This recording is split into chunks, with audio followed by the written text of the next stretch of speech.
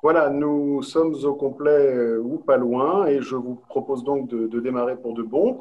Bonjour à toutes et à tous. Merci d'assister donc à ce webinaire de présentation de la vie étudiante de l'ENSTA Paris.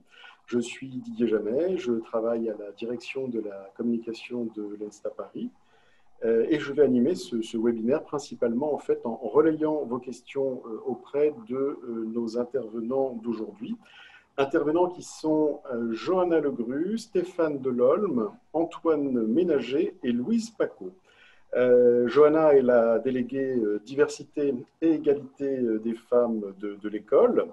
Stéphane Delolme est chargé de l'accompagnement des étudiants et de l'ouverture sociale. Et Louise Paco et Antoine Ménager sont étudiants. Donc les premiers intéressés au premier chef. Alors, comment poser vos questions? Eh bien, c'est très simple. Vous avez en bas de votre écran un mystérieux onglet Q et R, qui sont en fait les initiales de questions-réponses. Donc, vous cliquez sur cet onglet, vous saisissez vos questions, et eh bien, alors, soit elles sont traitées et on y répond grâce à notre équipe éditoriale qui est en coulisses, je dirais, et qui peut vous répondre par ce biais, soit ces questions me sont transmises et je les pose directement à nos intervenants. Donc, je précise qu'il ne faut absolument pas hésiter à demander des précisions si jamais vous estimez qu'on n'a pas répondu de façon assez concrète, assez précise à vos questions. Il faut vraiment que tout soit clair pour vous au sujet de la vie étudiante de l'ENSTA. Donc, vous n'hésitez pas, le cas échéant. En attendant que les premières questions arrivent, je vous propose de commencer par une présentation des caractéristiques les plus marquantes de la vie étudiante de l'ENSTA Paris. Et pour cela, je vais passer la parole à Stéphane Delolme, chargé de l'accompagnement des étudiants et de l'ouverture sociale. Bon, évidemment, nos amis étudiants vont pouvoir compléter le propos de Stéphane.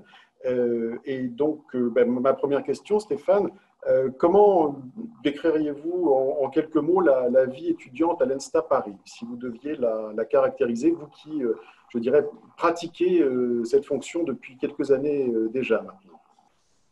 Alors, la vie à l'ENSTA Paris pour les étudiants, c'est une vie associative richissime, dans le sens où on a eu plus d'une soixantaine d'associations ou sous-sections d'associations qui traitent de divers thèmes. On a des associations, bien sûr, le BDE, le BDA, le BDS, les bureaux des étudiants, des sports et des arts, que Louise et Antoine vous présenteront après. On a plein d'associations. On a une association qui s'appelle Data qui fait de l'info. On a l'association du Forum Trium. On a une association qui s'appelle Tabou qui traite des questions de LGBT. On a Écosystème qui parle de développement durable. Il y a plein d'associations. Et pour cela, à l'école, les étudiants de l'ENSTA ont une chance énorme, c'est qu'ils bénéficient d'une zone étudiante, la zone 5, telle qu'on l'appelle, la fameuse zone 5, où sur presque 1500 mètres carrés, ils ont tous leurs locaux associatifs, le foyer de l'école, avec un bar, mais on n'en parlera pas. Tout ce que j'espère, c'est que les conditions sanitaires de la rentrée vous permettront de rentrer dans cette zone 5 de manière à ce que vous puissiez rentrer de plein fouet dans la vie associative de l'école. D'accord. Merci Stéphane. Justement, par rapport donc à cette première présentation, Louise et Antoine, comment est-ce que vous seriez tentés de compléter cette présentation? On va commencer par Louise. Alors, par rapport à ce qu'a dit Stéphane, je pense que j'ai pas grand-chose à ajouter. On parlera juste après, je pense, avec Antoine, plus précisément des différents bureaux.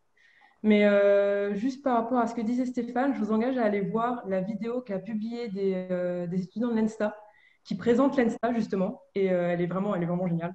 Et notamment, là, dans quelques jours, ils vont en sortir une sur la zone 5. Et, ah oui, c'est ça aussi. Et il y a aussi, dans cette zone 5, il y a ce qu'on appelle le foyer, ça je voulais en parler. C'est un grand espace, il est vraiment énorme, où il y a plein de canapés, c'est justement là où il y a le bar qui sera peut-être ouvert, on ne sait pas. Et c'est vraiment un point où quand on en a marre d'être seul chez soi, bah, on se pose dans le canapé et il y a toujours du monde qui circule. Enfin, c'est vraiment hyper chaleureux. C'est vraiment très agréable comme zone. Oui, effectivement, vous faites bien de parler de cette vidéo de présentation du campus qui rencontre un franc succès d'ailleurs sur les réseaux sociaux et c'est assez spectaculaire. Elle est accessible depuis la page Facebook de l'école. Enfin, elle est présente sur les réseaux sociaux. Antoine, comment est-ce que cette vie étudiante, finalement, avec le recul, vous paraît à l'ENSTA? Dense et ultra intéressante. Je pense que c'est quelque chose qui permet à la fois de s'évader des cours et à la fois de construire quelque chose, enfin un vrai projet associatif et quelque chose complètement parallèle aux cours, mais aussi intéressant. Après, ouais, pour revenir sur la zone 5, donc des locaux associatifs au rez-de-chaussée et au premier étage, donc sur 2 étages. Très beaux locaux, enfin rien à dire. Et après, je voulais juste rajouter qu'on se présente rapidement avec Louise pour qu'on vous donne les associations qu'on a fait, nous, pour que vous puissiez commencer à poser des questions ou des choses comme ça. Ça peut être intéressant et vous sentir concerné. Alors moi, en première année, du coup, j'ai monté avec un président une liste BDE. J'ai pas réussi à être élu en première année. Ensuite, j'ai fait le bar pendant toute l'année en président du bar. On appelle ça Ténard à l'ENSTA. Et ensuite, en deuxième année, j'ai relisté BDE et donc je suis actuellement responsable du week-end d'intégration. Donc, je suis en train de vous organiser quelques petites choses pour la rentrée. Voilà. Est-ce qu'il aura lieu ce week-end d'intégration finalement? Où est-ce qu'on en est finalement de cette histoire? Alors, donc pour l'instant, on n'a pas de week-end d'intégration organisé en tant que tel, c'est-à-dire un départ quelque part, enfin, voilà, comme le week-end d'intégration dans la plupart des écoles d'ingénieurs. Mais je suis en train du coup d'organiser avec un groupe de travail intégration l'ensemble des activités et des choses qui pourraient se passer sur le campus en respectant toutes les mesures sanitaires, etc. Voilà. Et la proposition va être faite à l'administration d'ici, je pense, la fin de la semaine. Voilà. D'accord. Préciser une chose. Je t'en prie. C'est le BDE qui a souhaité ne pas faire le way à la rentrée tout de suite, de manière à ne pas mettre l'école en difficulté. Et je tiens à préciser, ils ont été très bons sur ce coup-là. Merci Absolument. Stéphane. Oui, c'est très, très bien de le rappeler. Alors, Louise, effectivement, si vous pouviez peut-être nous présenter votre parcours, je dirais, dans la jungle associative de l'ENSTA, depuis votre intégration. Alors, moi, en première année, j'étais présidente de l'association caritative qui s'appelle Tas du Cœur, qui fait plein de choses, qui fait notamment des tutorats, mais je crois qu'on va en parler, tutorats en ZEP, qui s'occupe aussi de donner des cours à des enfants dans des camps de Roms, qui organise le Téléthon à l'ENSTA, donc qui fait tout ce qui est caritatif sur le campus. J'ai aussi fait partie de l'assaut de voile qui s'appelle l'Enstaquet. Donc là, c'était organisation de régates, organisation de la croisière, organisation d'une semaine sur le thème de la voile. Donc là, c'était génial. Dans le bâtiment école, il y avait 20-30 maquettes de bateaux qui étaient exposées. Enfin, c'était trop bien. Et j'ai aussi fait partie de l'association de musique, le Caveau. Voilà, où là, on pouvait faire… en gros, le caveau, c'est une salle où il y a des guitares, une batterie, des basses, des micros, et on peut faire plein de choses avec des amis, qu'on sache ou pas jouer. Enfin, c'était vraiment sans pression. Voilà. Et en deuxième année, j'ai fait partie du Bureau des Arts, voilà, dont on va parler tout à l'heure. Alors, écoutez, vous me fournissez une formidable transition, effectivement. Est-ce que vous pourriez nous présenter les différents bureaux, justement, bureau des élèves, bureau des sports, bureau des arts? Je ne sais pas lequel d'entre vous souhaite commencer sur ce sujet, peut-être. Je vais peut-être commencer par le BDE, puisque Oui. donc j'ai listé en première année et perdu, mais bon, j'en fais partie maintenant en deuxième année.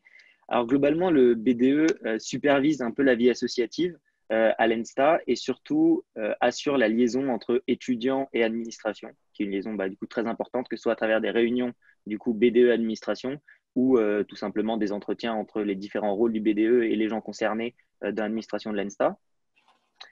Globalement, au BDE, il y a énormément d'assauts ultra variés, contrairement au BDS et BDA, où on va le voir juste après, mais c'est plus spécialisé. En BDE, globalement, il y a beaucoup d'assauts événementiels, donc que ce soit le Boom, c'est une soirée très réputée sur le plateau de Saclay et connue dans les écoles d'ingénieurs, donc une soirée ENSTA. Donc les assos de sono, donc de la musique du coup de soirée, le bar, des assos de bricolage mécanique, des assos par exemple chrétiennes, enfin de religion, des assos du coup de solidarité comme tu le disais Louise, des assos qui font la promotion des sciences, des assos de start-up, des assos l'asso par exemple du journal de l'Ensta qui s'appelle l'Instantané et qui est diffusé du coup à tous les Ensta et à toute l'administration. Voilà. des assos de bouffe aussi un peu. Il y a vraiment énormément de choses au BDE. C'est pas très spécialisé, mais voilà. BDE gère globalement les subventions et la trésorerie de ces associations-là. Et voilà, c'est un beau rôle à avoir si on veut vraiment s'impliquer dans l'associatif à l'Insta. Alors, le bureau des sports à présent, s'il vous plaît. Alors, le bureau des sports, c'est un peu la même idée que le BDE, mais c'est tout ce qui gère le sport. C'est la grosse association qui gère les plus petites associations liées au sport. Donc ça, c'est l'Enstaquet, par exemple, l'assaut de voile dont j'ai parlé. Il y a aussi l'assaut de montagne, donc qui gère les randonnées et tout ce qui est sport en altitude. Il y avait quoi d'autre aussi? Il y a l'Enstartiflette qui gère le ski. Voilà. Et donc tout ça, c'est le bureau des sports qui gère. Et ils font aussi des petits événements, étudiants administration, par exemple la nuit du volley, qui est assez sympa. Enfin, c'est des petits événements chaleureux comme ça. On crée une équipe, on vient jouer jusqu'à 1h du matin dans les gymnases de l'Ensta. Et c'est la fête, c'est avec plein de musique. Minuit. La nuit du volley. J'ai dit quoi? J'ai dit minuit, pas 1h du matin. Ah oui, pardon, minuit. Voilà. Donc ça, c'est pour le bureau des sports. Et pour le bureau des arts, j'enchaîne? Bien sûr, bien sûr. Alors, pour le bureau des arts, pour le coup, c'est vraiment c'est la même chose. C'est le bureau qui gère les assos des arts. Et en asso des arts, on entend le caveau dont j'ai parlé, l'asso de musique, Octave, l'asso de musique classique. Il y a aussi les assos de bouffe, mais type pâte à choux, pâtisserie, tout ça. Il y a les assos de théâtre aussi et une grosse asso de comédie musicale qui est gérée avec d'autres assos du plateau, avec d'autres écoles, l'ENSAE, etc. Puis voilà, eux, ils participent au rayonnement un peu artistique de l'école sur le campus et au-delà aussi un peu, qu'on peut. Voilà. D'accord. Je vois une question. Oui, y a-t-il une limite autre que le temps, évidemment, qui n'est pas extensible, au nombre d'associations auxquelles on peut participer en tant qu'étudiant? Je peux répondre? Pardon. Stéphane, laisse les jeunes répondre, mais non, tu dois avoir la réponse. Si, vas-y, dis-nous. Alors, en réalité, non, il n'y en a pas sur le papier, mais c'est mieux de se cantonner à 3-4 assos et de les faire bien. Comme ça, on peut vraiment investir beaucoup de temps, parce que ça prend beaucoup, beaucoup de temps de s'occuper d'une asso, d'y participer, etc. Donc, sur le papier, non, mais en réalité, 3-4, c'est bien. Stéphane, tu aurais un commentaire à apporter, un complément? J'ai envie de dire, être dans 3-4 associations, ça pose aucun problème. Il faut vraiment être impliqué réellement dans une ou deux. Les deux autres, ça peut être, on est là pour donner un coup de main, participer de temps en temps, mais pas être impliqué dans la gestion de l'association quotidiennement. Parce qu'après, le problème, c'est que les journées n'ont que 24 heures, il faut 7 à 8 heures aussi de sommeil. Donc, au bout d'un moment, l'académique, c'est-à-dire la partie scolaire pour laquelle vous êtes venu aussi à l'école, peut en payer un peu le prix. Donc, il faut faire attention. On ne limite pas, mais c'est quelque chose qu'on regarde tout de même. Il y a une question oui, que je voudrais absolument évoquer, qui est celle du fameux engagement étudiant que l'école demande à ses étudiants. Quel témoignage pourriez-vous partager avec nous à ce sujet, Antoine et Louise, s'il vous plaît? C'est plutôt Louise sur ce domaine. Louise, pardon. Voilà. Alors, moi, j'avoue que j'étais l'année un peu crash test. Donc, c'était la première année où l'engagement étudiant se mettait en place. Donc, autant du côté étudiant que du côté administration, c'était très… tout le monde prenait un peu des pincettes. Donc, je ne peux pas trop en parler, j'avoue. Je suis désolée. Je t'ai laissé la main. D'accord. Je peux bien enchaîner. Si tu veux, je peux… Oui. Dans l'idée de cette particularité à l'ENSTA qui est quand même un plus, c'est-à-dire que c'est une école qui se veut accueillante, inclusive. L'idée, c'est que chacun s'y sente accueilli tel qu'il est, dans son potentiel, avec ses différences, à travers les associations, mais pas que.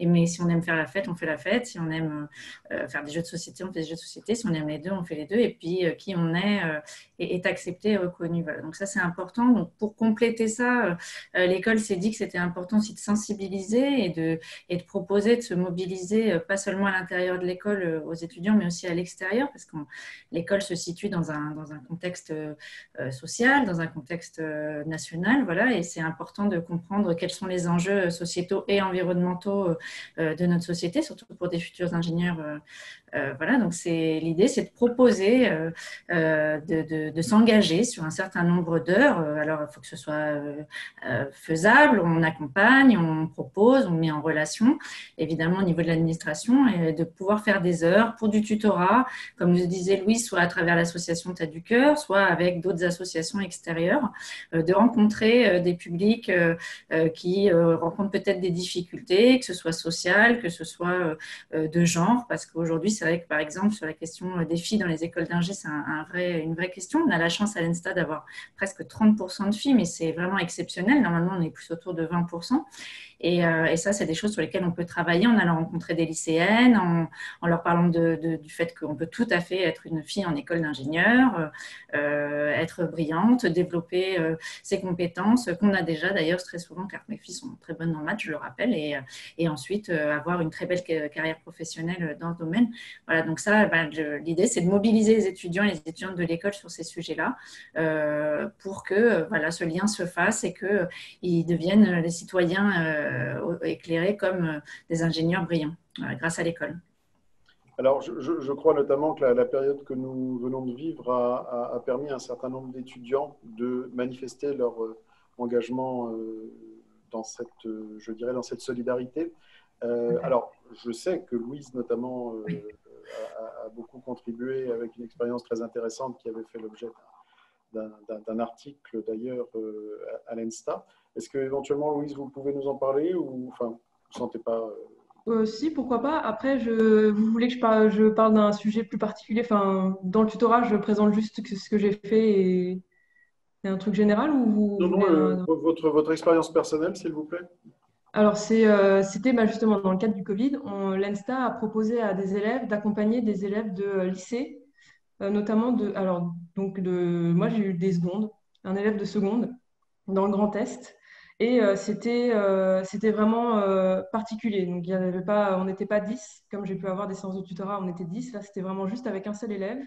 Et c'était de l'aide aux devoirs et c'était de l'aide aux devoirs, des maths, de la physique et aussi beaucoup d'organisation. Parce que vu le cadre dans lequel il fallait qu'ils apprennent, qui était complètement chamboulé par rapport à ce qu'ils ont eu l'habitude de voir, il était complètement perdu en termes d'organisation. Donc voilà, on a beaucoup parlé d'organisation et je me souviens qu'il avait demandé à ce qu'on continue les séances alors qu'on n'avait pas, alors que j'avais plus vraiment d'obligation de le suivre passer un certain temps.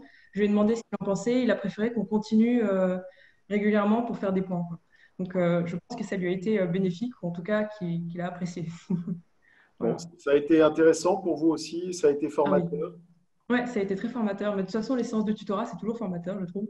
Et oui, c'était essayer de se mettre à la place d'un élève qui avait des difficultés.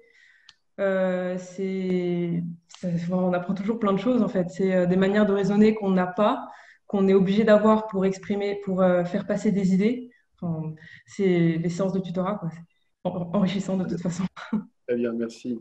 Alors, toujours dans l'aspect accessibilité, enfin, sociale diversité, est-ce qu'il y a des bourses pour aider les étudiants qui voudraient faire un double diplôme dans une université étrangère? Est-ce qu'il y a des financements de prévus spécifiquement à l'école? Alors là, je tourne plus vers Stéphane ou Johanna, peut-être. Alors, on fait partie du programme Erasmus+. Donc oui, on bénéficie des bourses en fonction des partenariats qu'on peut avoir dans les écoles.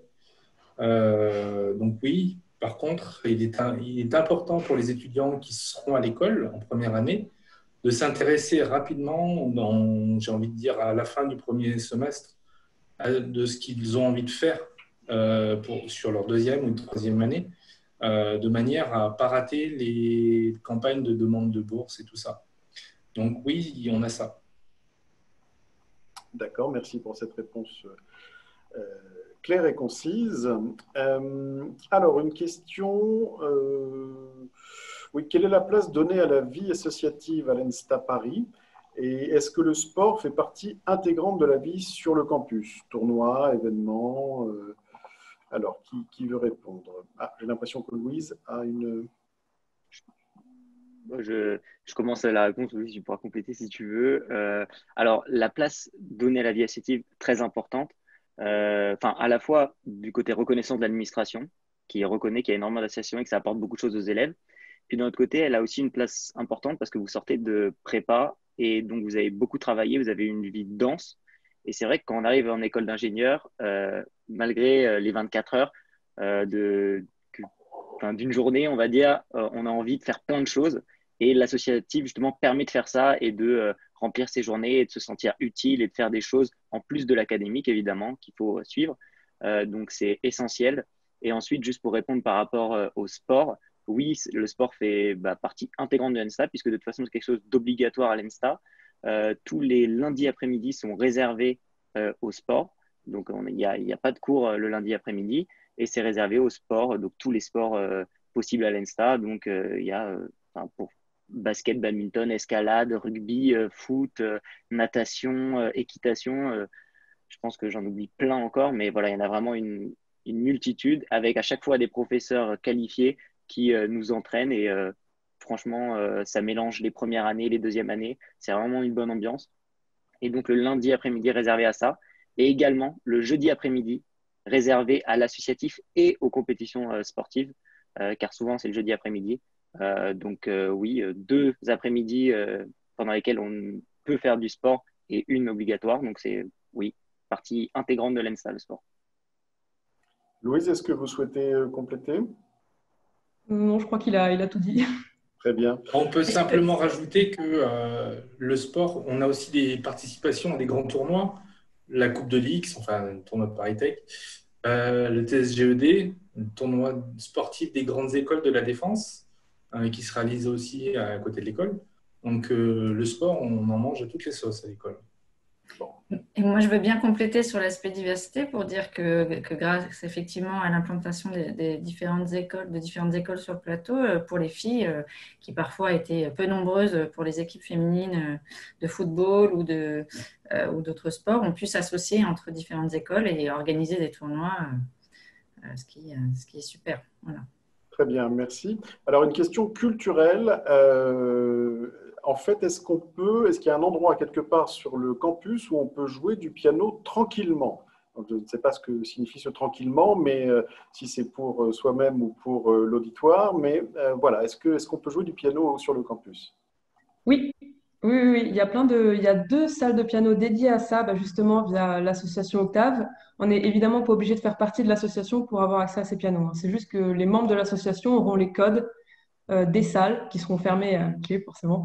Et les pianos sont vraiment en libre accès. Il y en a aussi un dans le grand hall de l'école, donc pareil, en libre accès. Non, aucun problème. Et en plus, on peut spécifier sur la porte ne pas déranger. Enfin, aucun Oui, non, problème je pour le confirme piano. que le piano du grand hall, en fait, c'est vrai que quand les étudiants y jouent, ce grand hall est magnifique, en plus, on peut le dire, et ça crée une ambiance très, très particulière, très, très agréable. C'est assez magique par moment, enfin, quand l'étudiant est doué, hein, voilà. Mais non, je plaisante, c'est souvent très bien. Voilà. Juste pour rajouter, parce qu'on a une question du coup d'un pianiste ici, mais pour tous les autres qui ont plein d'autres instruments, à l'ENSTA, on a vraiment énormément d'instruments, donc beaucoup de cuivre aussi, notamment grâce à la fanfare, beaucoup de guitare, basse, batterie, enfin on a vraiment quasiment tous les instruments. Donc voilà, là on avait une question d'un pianiste, mais pour tous les autres adeptes de musique, il y a énormément de choses. Voilà. Alors, puisqu'on en est à former un orchestre, là, quasiment, on peut peut-être évoquer le fameux concert du Nouvel An pour continuer sur la fibre musicale. Oui, alors je ne sais pas si quelqu'un veut commencer. Je peux y Allez-y. aller. Bon, alors en gros, pareil, le concert du Nouvel An, c'est encore une fois géré par Octave, l'asso de musique classique. Et ça, c'est un concert qui est génial où si on veut y participer, il suffit juste d'envoyer un message à la présidente, quel que soit le style, que ce soit je crois qu'il y avait du chant lyrique, il y a du piano, mais il y avait aussi 2 élèves qui avaient joué voix-guitare qui était superbe avec violon aussi. Mais on peut vraiment jouer de tout à ce concert du Nouvel An. C'est pas juste musique classique. Et en plus, il y a une super ambiance, il y a plein de monde. Il n'y a pas que les élèves, il y a aussi l'administration, il y a des invités. Donc c'est vraiment... Bon, et on n'est pas uniquement obligé de danser la valse, voilà. Non, c'est pas du tout les soirées un peu prout-prout comme on peut imaginer. C'est vraiment, il y a de tout, quoi. Il y a vraiment de tout. Très Le bien. concert du Nouvel An, mais surtout un but caritatif également. Oui, Oui, c'est vrai que Tête du Cœur tient un stand généralement à cette date-là pour des assos. Ça peut être le Téléthon, si c'est à peu près. Non, c'est jamais à la même date. C'est pas le Téléthon, c'est des assos. Ça dépend du président en fait. Je crois qu'une année c'était contre le cancer du sein ou quelque chose comme ça. Donc voilà, c'est toujours. Il y a un but lucratif effectivement derrière avec Tête du Cœur qui tient un stand. Très bien. Euh, Finalement, bon, on a passé en revue déjà pas mal d'aspects de la vie étudiante à l'ENSTA. S'il y avait vraiment un point fort que vous souhaiteriez mettre en avant qui vous a vraiment facilité la vie lorsque vous êtes arrivé, qu'est-ce que ce serait? Stéphane, tu as peut-être une réponse, toi qui as plus de C'est recul. la résidence de l'école. Oui, La résidence, tous les premières années de l'école, d'où qu'ils viennent, ont un appartement réservé dans cette résidence. Après, ils ne sont pas obligés de le prendre, hein, c'est leur problème. Mais on a 436 places pour 431 logements. Les bâtiments sont de 2012, donc quasiment neufs. Les plus petits appartements font 18,63 mètres carrés et les plus grands, qui sont en théorie réservés aux personnes à mobilité réduite, font 22 mètres carrés et demi, il me semble. Dans votre logement, vous avez votre chambre, votre bureau, une cuisinette et une salle de bain personnelle. Donc, vous êtes vraiment chez vous, dans cette résidence, et vous pouvez venir en chaussettes claquettes en cours le matin parce que vous êtes à 50 mètres de l'école. oui. Il y a le Wi-Fi aussi, je crois, hein. C'est important de le préciser, qui est compris. Wi-Fi et filaire dans la résidence. Les deux sont présents. Ouais.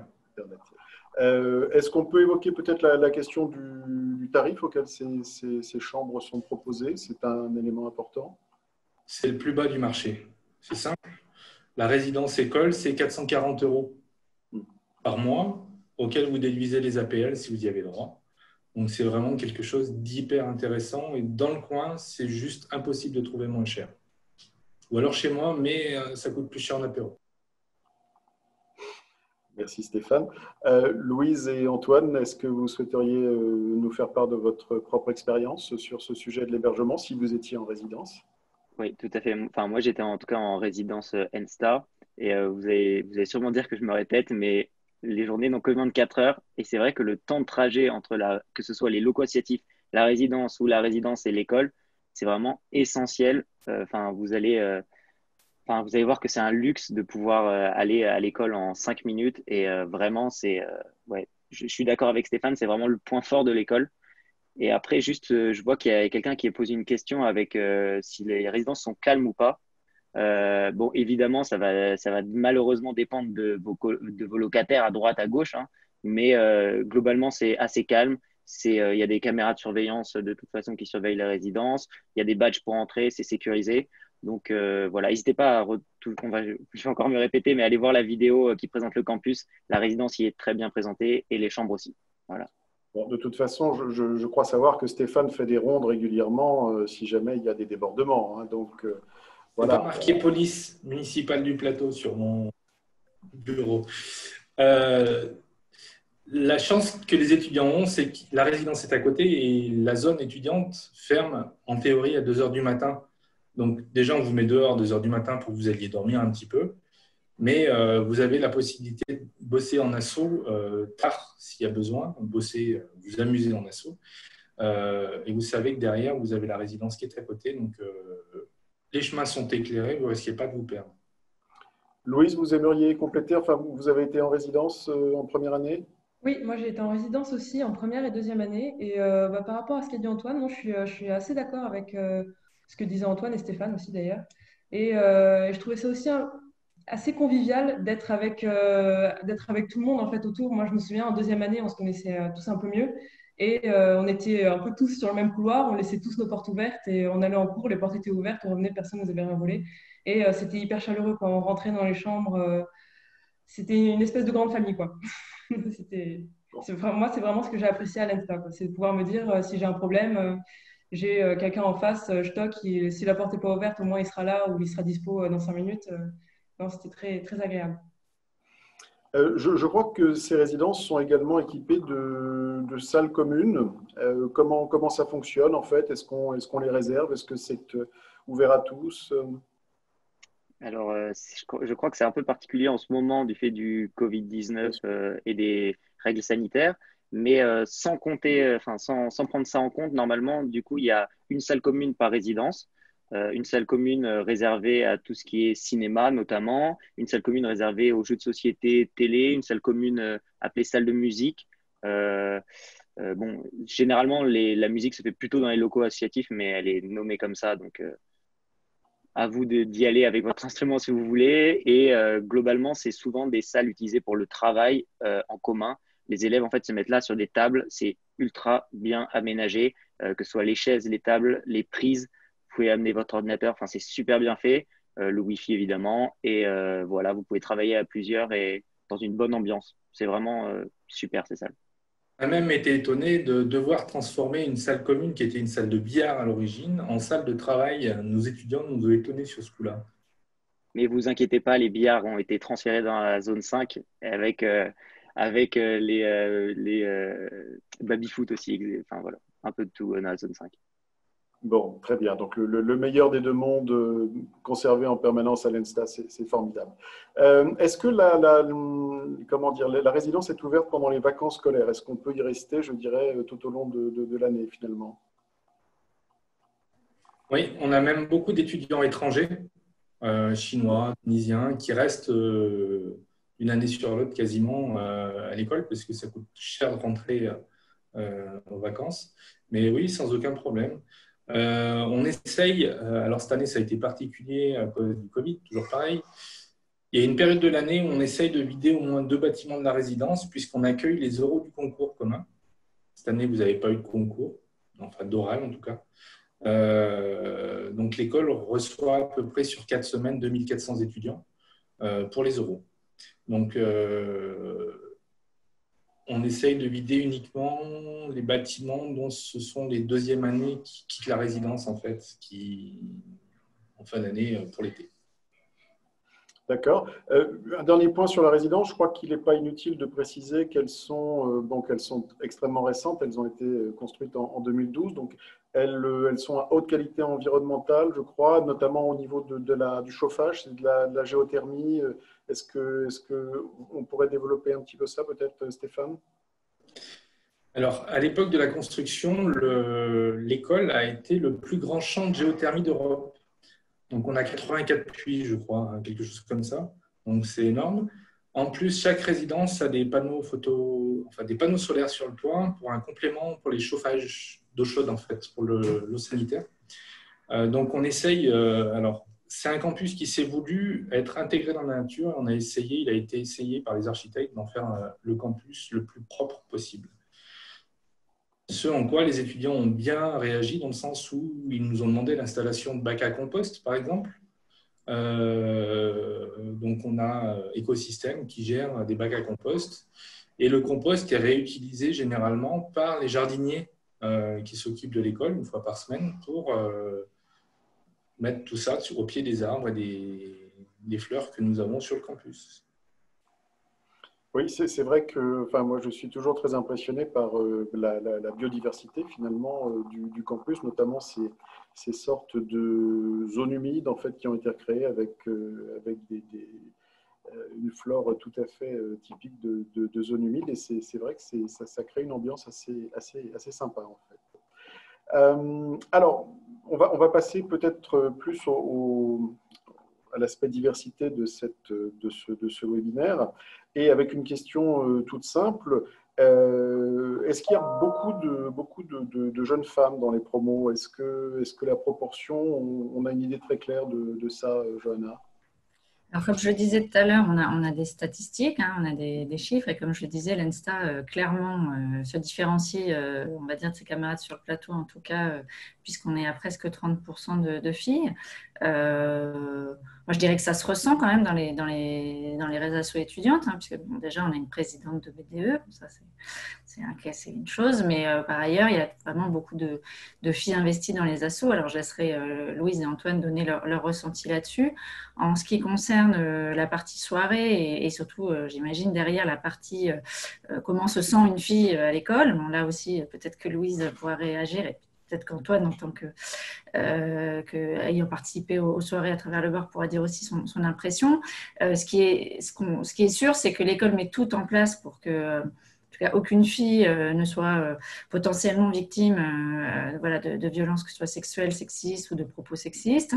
Il y a une cellule d'écoute qui a été mise en place avec des étudiants, des étudiantes, des membres de l'administration pour répondre au cas où la prévention n'est pas suffisante. En tout cas, l'école est résolument engagée sur cette question-là et les associations étudiantes également. Voilà, il n'est pas du tout question qu'une fille se sente mal à l'école, que ce soit dans les cours, que ce soit dans les assos, que ce soit sur le campus, dans la résidence, dans l'école. Voilà. Peut-être c'est intéressant d'avoir le ressenti de Louise et d'Antoine en tant qu'étudiant d'école.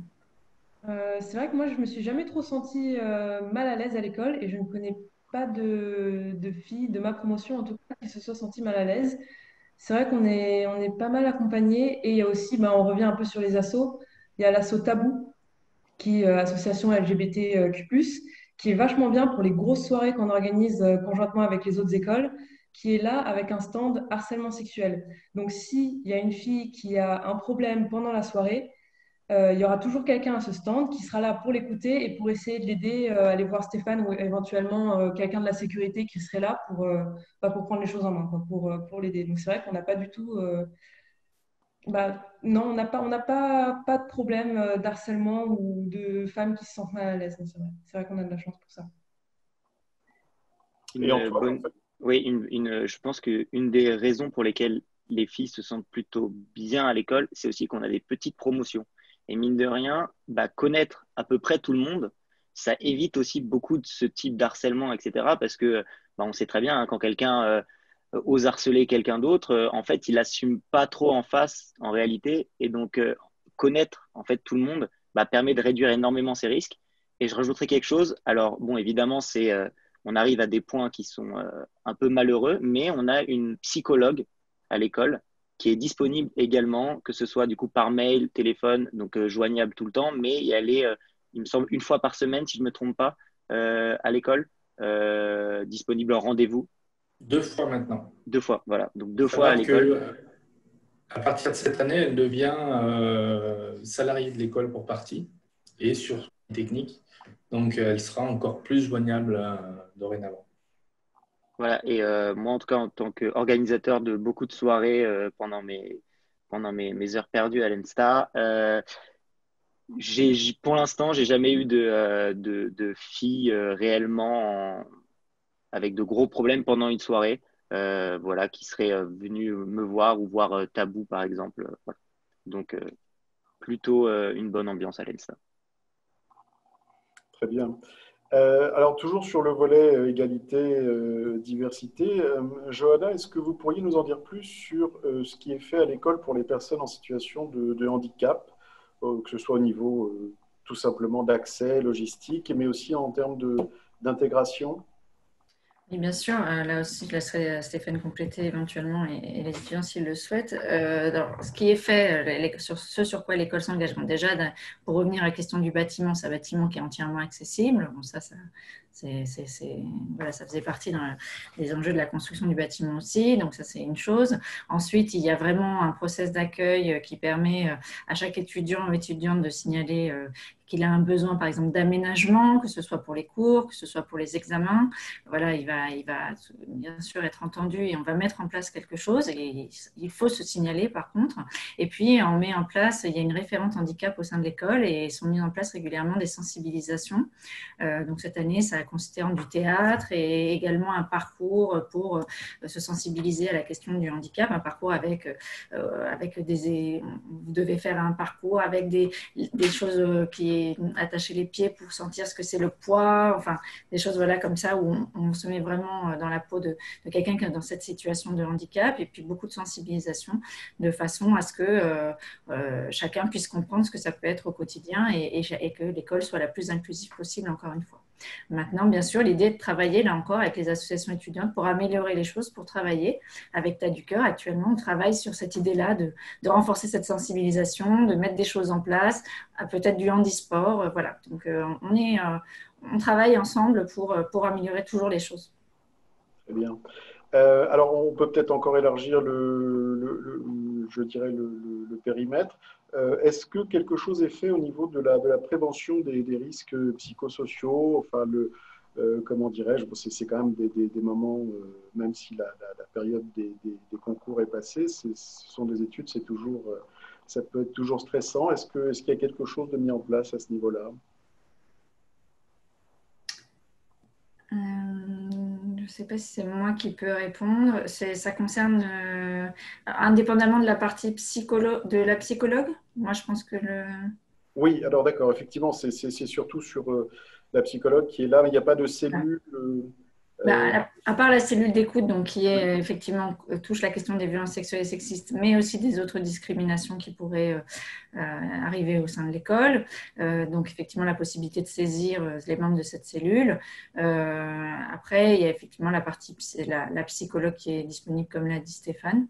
Et puis les associations, je pense que le BDE est très disponible s'il y avait un souci au niveau de la scolarité. On fait régulièrement des réunions, enfin là j'empiète peut-être sur ce qu'a dit Stéphane, on fait régulièrement des réunions entre la direction et le BDE qui remontent des points, que ce soit dans la scolarité, que ce soit dans la vie de l'école, sur le campus ou dans l'école, voilà, pour essayer de résoudre les problématiques. Donc c'est vraiment très régulier de façon à éviter que les problématiques soient mal vécues par des étudiants et des étudiantes. Il y a même des choses que les étudiants ne voient pas, dans le sens où il y a une commission qui s'appelle la commission d'accompagnement des étudiants, qui regroupe l'intégralité des parties prenantes de l'école, que ce soit la psychologue, que ce soit le service logement, que ce soit la scolarité, la partie, les conseillères des études qui sont en contact des étudiants quotidiennement, et moi également, où on discute des étudiants qui nous paraissent en difficulté, que ce soit académique ou financière ou sociale ou psychologique, de manière à ce qu'on ne laisse passer personne au travers des mailles du filet. On ne vous surveille pas, on ne vous flique pas, on fait attention à vous. C'est vraiment pour que vous réussissiez vos études dans les meilleures conditions possibles. Oui, je crois que notamment, il y a beaucoup d'amphis, d'actions de prévention qui sont menées tout au long de l'année. Effectivement, là, il y aura un amphi donc à la rentrée sur la question justement des violences sexuelles et sexistes avec une sensibilisation. Après, je vais laisser la parole à Stéphane sur les amphis de rentrée. Et puis, au cours de l'année, il y aura des amphis de sensibilisation sur les questions de diversité qui permettront à chacun aussi d'évoquer peut-être les difficultés qu'il rencontre au sein de l'école. En tout cas, l'idée est vraiment de sensibiliser tout le monde. Ce n'est pas que ce soit uniquement les personnes en difficulté qui puissent se sentir minoritaires, puisque l'idée est de construire un collectif. Alors, un des premiers amphis de l'année, c'est l'amphi qu'on appelle pré-WAI, mais cette année, ça va être différent. Donc, c'est l'amphi addictologie, en fait, l'addictologie aux drogues et aux alcools. On sait que dans l'enseignement supérieur, c'est un peu l'appelé. Donc, on sensibilise les étudiants là-dessus. Il y a forcément l'amphi de prévention des VSS, violences sexistes et sexuelles. On a des cours un peu plus approfondis dans l'année sur l'alcool, sur les dégâts que peuvent causer l'alcool, clairement. Ça fait partie du cursus chez nous. On a eu l'année dernière, et ça va être refait cette année, mais un peu plus tardivement, la formation à premier secours, la PSC1, où on a formé l'année dernière, on a été le record de France de nombre de personnes formées en même temps. On a formé sur une journée 197 personnes. Grâce à la CEVEC, que vous allez devoir payer à l'entrée.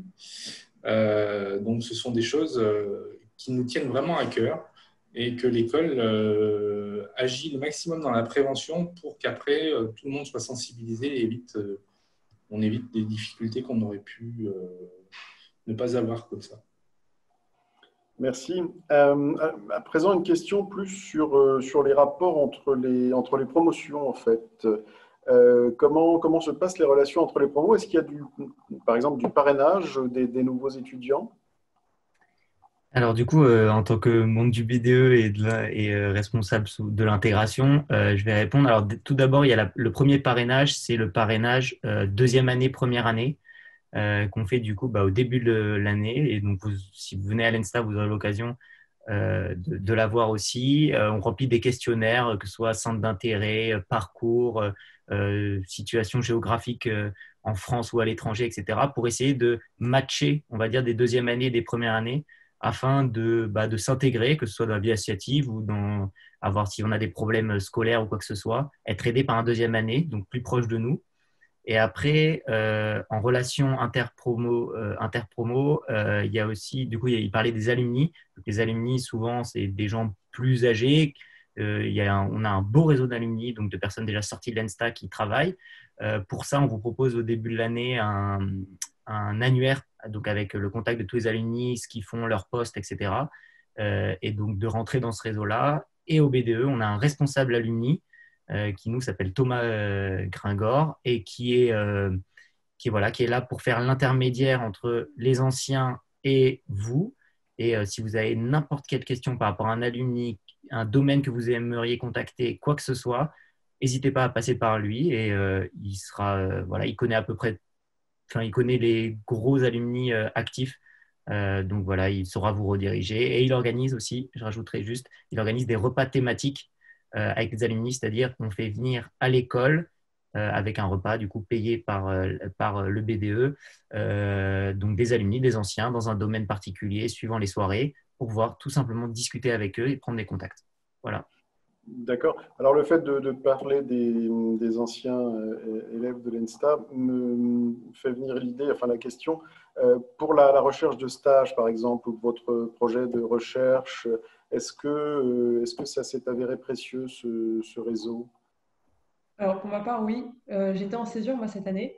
Et ma première césure, donc stage de 6 mois, j'ai trouvé via un ENSTA. Un ENSTA, je ne sais plus en quelle année il a été diplômé, mais on s'est rencontrés justement via un des événements qui était organisé à l'école, où ils invitaient les alumni. Et on a discuté, il m'a donné sa carte, je l'ai appelé, puis voilà. Mais globalement, moi, il me semble que beaucoup d'élèves de césure ont trouvé leur stage via des alumni. Et pareil, pour leur projet de fin d'études, c'est hyper facile parce qu'ils sont joignables et ils sont vraiment ouverts quand on les contacte. Ils sont ravis de répondre à nos questions, ravis de nous aider. Enfin, c'est vraiment génial. Et il y en a dans tous les thèmes, il y en a vraiment dans tous les domaines des alumni à l'ENSTA. Antoine, si vous êtes sur le sujet.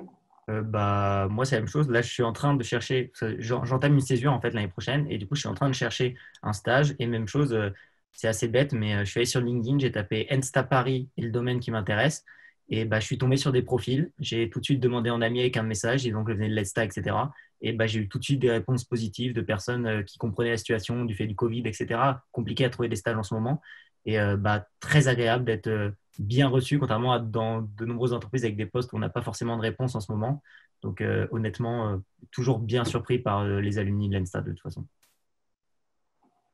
Stéphane, est-ce que vous auriez éventuellement un complément à faire par rapport à cet aspect-là?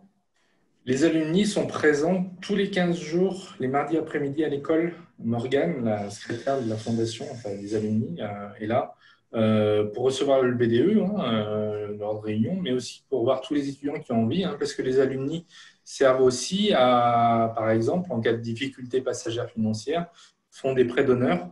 Un prêt d'honneur, qu'est-ce que c'est? C'est un prêt d'une petite somme pour organiser son stage en PRE à l'étranger, par exemple, son projet de recherche à l'étranger. On a besoin de 2 000 euros, et ils vous prêtent 2 000 euros et vous les remboursez qu'à la fin de vos études et sans intérêt. Donc, bien sûr, il y a un dossier financier à monter, mais les alumni sont là pour vous aider. Ils peuvent même se porter garant sur des logements, je crois. Si on a un étudiant étranger, par exemple, qui vient en France, qui n'a pas forcément de garant en France pour une caution, pour un logement, l'association peut se porter garant de ça. Donc, ils sont actifs chez nous. Merci pour… non, c'est une info effectivement très, très pertinente dans ce cadre-là. C'est très concret. Donc, on voit que c'est un réseau très efficace quand même. On s'approche de la fin de ce webinaire. J'ai envie de demander à nos amis étudiants s'ils devaient finalement nous parler de leur asso préféré au sein de l'école. C'est toujours compliqué de faire ce genre de choix, mais malgré tout, est-ce qu'il y en a une qui les a particulièrement marqués Louise, j'ai l'impression que vous avez une réponse. Alors moi, j'en ai pas une, en fait, j'en ai deux. C'est Tas du Cœur et Hélène Staquet. Donc, Tas du Cœur, c'est l'asso caritative dont on a parlé. Alors, elle m'a marquée parce que justement, c'était plein de rencontres, notamment les tutorats au collège en ZEP avec des élèves de 6e. Enfin, c'était incroyable. C'était vraiment incroyable. C'était très, très dur comme moment parce que faire des tutorats à des élèves qui sont de toute façon pas très concentrés, qui n'ont pas vraiment beaucoup de chance, pas de la famille derrière qui peut les aider, etc. C'est un peu compliqué, mais c'était hyper enrichissant. J'ai créé des liens avec des élèves de 6e, 5e. Au début, ça se passait mal et à la fin, ils étaient tristes de me voir partir, quoi. C'était vraiment génial. Donc pour le tutorat, tu as du cœur. Et pour l'Instaqué, pour la voile, je découvrais la voile. J'avais jamais fait de voile de ma vie avant. Et je suis tombée dans cet assaut un peu au pif parce que ça m'intéressait de voir un peu ce que ça faisait. Et c'était génial, c'était des régates, c'est un esprit de groupe aussi parce que mine de rien, on n'est que 5 sur des petits bateaux. Et au bout d'un moment, quand on passe un week-end à 5 à trimer pour essayer de faire avancer le bateau, on crée des liens. Non, non, c'était vraiment génial. C'était là pour le coup, l'Instaqué, c'était plus l'assaut voyage d'un week-end. On part un week-end en bande de 20, 25 et voilà. Et c'était un peu le vide, quoi. C'était Ah oui, vraiment... alors là, j'apprends une info très intéressante et que, enfin vraiment, j'aurais pas du tout anticipé, c'est qu'on peut s'inscrire à l'Instaquais sans avoir jamais mis le pied sur un bateau. Ah oui, ah, moi, honnêtement, je suis arrivée à l'Instaqué, premier pas sur un bateau, j'ai dit c'est quoi ça, c'est quoi ça. Ils m'ont regardé, ils étaient super contents de tout m'expliquer, quoi. Je ne savais rien faire au début, hein. Franchement, premier week-end d'Instaqué, je ne savais rien faire. Mais après, petit à petit, ça vient et on apprend sur le tas, hein. Bien sûr. Et alors, votre première transatlantique, c'est pour quand, du coup? Voilà. C'est pas pour moi, c'est pour d'autres amis qui reviennent d'ailleurs en septembre, je crois. En septembre ou fin août, je sais plus. Mais là, ils sont partis en césure, ils ont fait une transat. Et c'est justement ceux qui géraient cet assaut. Voilà. Ils viennent de partir des Açores, direction l'île-Dieu. Ils ont Ouais. pour une petite trentaine de jours de traversée là. Oui, c'est l'association, enfin, le projet Les Quatre Matelots, je crois, avec là encore une réflexion aussi sur l'utilisation des énergies de façon à réduire l'empreinte carbone enfin, écologique en général de la plaisance. Donc oui, un très très beau projet. Antoine, même question. Quelle est ou sont les deux associations qui vous ont le plus marqué et qui sont vos préférées? Alors, je vois Stéphane sourire parce qu'il sait quelle association je vais citer. Mais moi, j'en citerai qu'une. Malgré que je fais partie du BDE, c'est une énorme famille. C'est quelque chose qui permet d'être moteur de l'associatif à l'ENSTA, etc. Mais moi, c'est le bar, qui est mon association de cœur. C'est une énorme famille d'un peu moins de 20 personnes. C'est une ambiance phénoménale. C'est la rencontre de tous les bars des autres écoles. Et on a vraiment une bonne relation sur le plateau. Et voilà, c'est vraiment une famille, je dirais.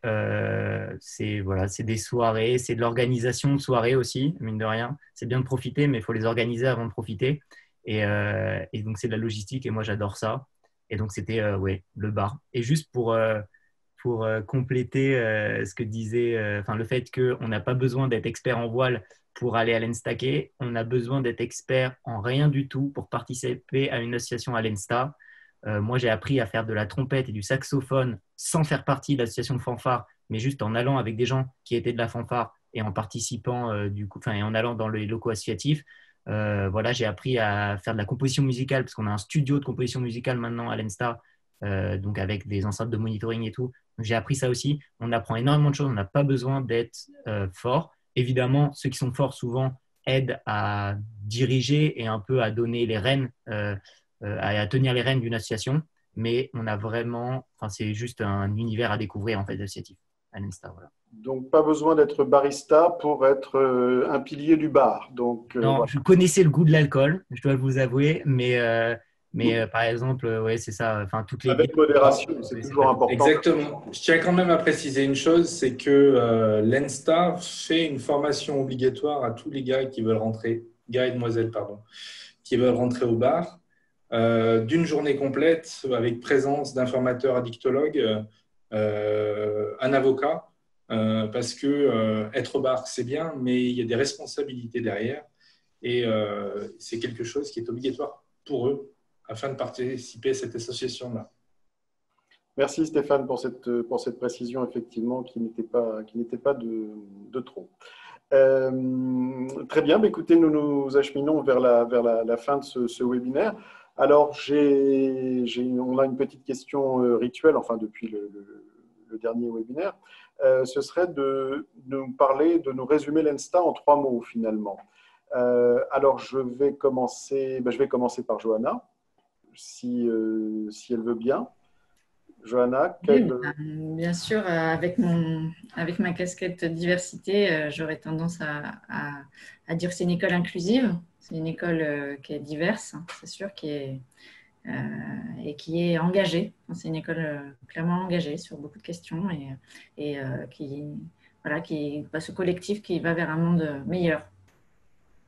Très bien. Antoine ?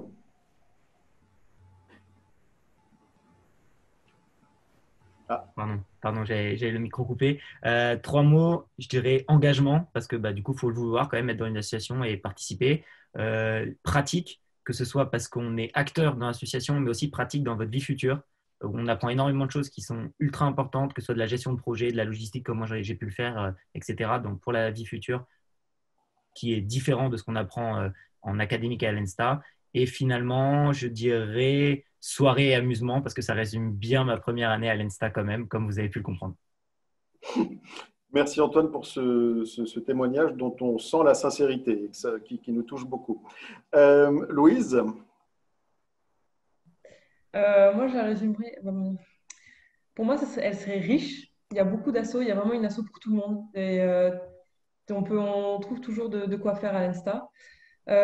Enrichissante, voilà, ça c'est, je reviens pas dessus, j'en ai beaucoup parlé. Et à taille humaine, bon, c'est 3 mots, mais ça compte comme un. C'est vraiment une école qui est à taille humaine, et ça, je pense que c'est la chose qui m'a grâce à laquelle je me suis vraiment sentie bien à l'école. On se connaît vraiment tous, quoi. On se connaît tous quand on part en stage à l'étranger avec 1 ou 2 personnes de l'ENSTA, même si ce ne sont pas des amis proches, on se connaît. On les a déjà vus, on a déjà discuté, et donc c'est beaucoup plus facile de s'intégrer. Et même, c'est une grande famille, en fait. Voilà, c'est vraiment ce qui m'a plu dans cette école à taille humaine. Vraiment. Et je vais laisser la conclusion de ce petit exercice à Stéphane, s'il vous plaît. Alors, la vie étudiante à l'école, pour moi, elle est super riche, en fait. Hyper enrichissante et extrêmement attachante, parce qu'on a quand même affaire à des étudiants qui sont hyper intéressants, hyper riches et hyper attachants. Et moi, c'est ce qui me fait me lever tous les matins. Alors, merci Stéphane pour cette belle déclaration, je dirais, à la communauté ENSTA. Je trouve que ça reflète bien effectivement l'esprit de l'école. Merci également aux autres intervenants. Nous arrivons au terme de ce webinaire. Je tenais à vous remercier tous, toutes les personnes qui étaient inscrites pour la pertinence et l'intérêt de vos questions. Je crois qu'on a bien balayé le spectre de tout ce que concernait la vie étudiante. Vous allez pouvoir retrouver ce webinaire. Il a été enregistré et donc il sera disponible sur la page YouTube de l'école. N'hésitez pas à la partager, bien sûr, ainsi que celle du précédent webinaire du 16 juillet sur le cycle ingénieur au global.